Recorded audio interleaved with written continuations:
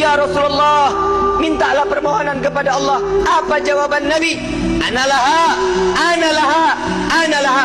Aku yang dapat menolong kalian, aku yang akan memberikan syafaat kepada kalian, aku yang akan membebaskan kalian dari siksaan padang mahsyar di hari ini. Saat dia meminta, selesai padang mahsyar, masuk mereka semua ke mizan. Sampai di mizan, Nabi berdiri di depan mizan, melihat rombongan daripada umatnya. Saat beliau dalam keadaan dosa yang begitu besar, Nabi sujud kembali di hadapan Allah.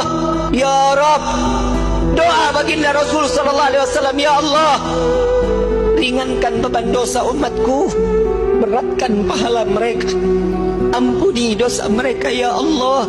Kita berbuat dosa di atas bumi Allah. Nabi yang terus menerus sampai di mizan pun Nabi sujud kepada Allah agar kita diselamatkan, dibebaskan, agar masuk dan kita ke dalam syurganya Allah.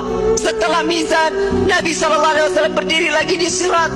Saat di mana jembatan tersebut satu helai rambut dibelah menjadi 7, tajamnya luar biasa, di bawahnya neraka jahanam.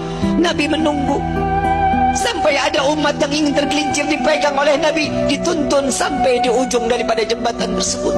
Nabi menjaga umat sampai saat di dalam surga kelak, Nabi berdiri di depan pintu surga, tidak masuk ke dalam pintu surga, menunggu satu persatu agar masuk, mereka dimasuk ke dalam surga. Sampai di dalam riwayat Siti Fatimah bertanya, "Ya Rasulullah, untuk apa kau berdiri di depan pintu surga?"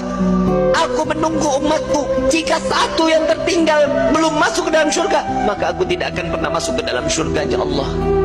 Dia adalah Sayyiduna Muhammad. Sampai di dalam satu riwayat lain, Rasulullah izin kepada Allah melihat daripada daftarnya, umat satunya belum masuk ke dalam surganya Allah.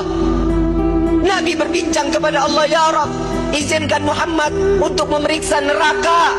Sampai beliau masuk ke dalam neraka mencari umatnya, lalu setelah itu diambil, lalu dibawa masuk ke dalam surganya Allah. Dia adalah Sayyiduna Muhammad, dia adalah pemimpin kalian, dia adalah Nabi kalian, dia adalah Rasul kalian. Tidakkah kalian malu tatkala kalian berbuat dosa di hadapan Allah?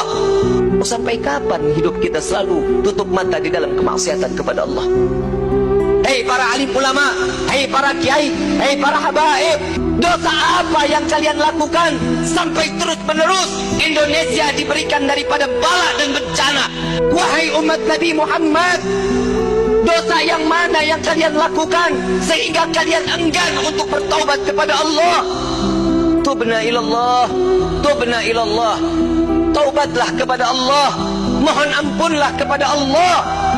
Jika para aulia, para orang-orang saleh, kakek nenek kita terdahulu, dengan bangga mereka saat kelak nanti masuk ke dalam surga dengan membawa pikulan amalan-amalan kebaikan di hadapan Allah, bagaimana nasib kita saat mereka diperiksa oleh Nabi SAW satu persatu? Dengan bangga Nabi mengatakan dengan amalan mereka, zakat mereka, sedekah mereka, sholat malam mereka, Nabi mengatakan, "Dia adalah umatku ya Rabb." Bagaimana dengan kita yang membawa pikulan dosa di hadapan Allah? Tatkala kita membawa pikulan-pikulan dosa, dibuka, diperiksa oleh Nabi, Nabi tetap mengatakan, "Dia adalah umatku ya Allah," sambil meneteskan air matanya.